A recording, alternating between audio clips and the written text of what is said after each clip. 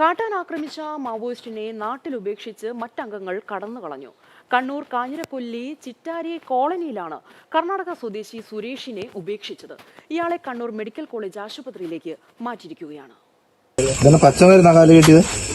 ഒന്നുമില്ല, മരുന്നല്ല, വെറുതെ കിട്ടിയതാ. മരപ്പീസ് വെച്ച് കിട്ടിയതാ. കുറെ ദിവസമായി ആന ഊത്തിയിട്ട്. 2 ദിവസമായി ആന ഊത്തിയിട്ട്. പേരെന്താ നിങ്ങളെ? സുരേഷ്.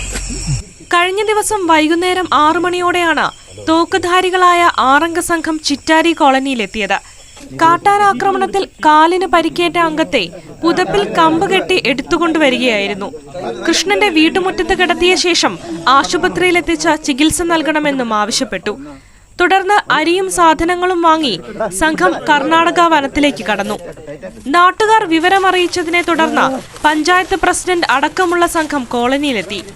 പരിക്കേറ്റ കർണാടക ചിക്കമംഗലൂരു സ്വദേശി സുരേഷിനെ ആംബുലൻസിന്റെ സഹായത്തോടെ കണ്ണൂർ മെഡിക്കൽ കോളേജ് ആശുപത്രിയിലേക്ക് മാറ്റി. എനിക്ക് വല്ലാതെ പരിക്ക് പറ്റി.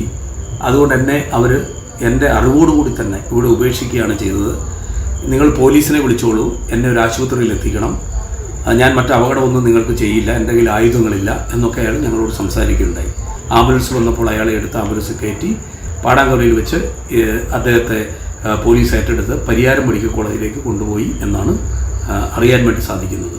കർണാടകയുടെ അതിർത്തി പങ്കിടുന്ന കാഞ്ഞിരക്കൊല്ലി മേഖലയിൽ നേരത്തെയും മാവോയിസ്റ്റ് സാന്നിധ്യം കണ്ടെത്തിയിരുന്നു. മാതൃഭൂമി ന്യൂസ്, കണ്ണൂർ.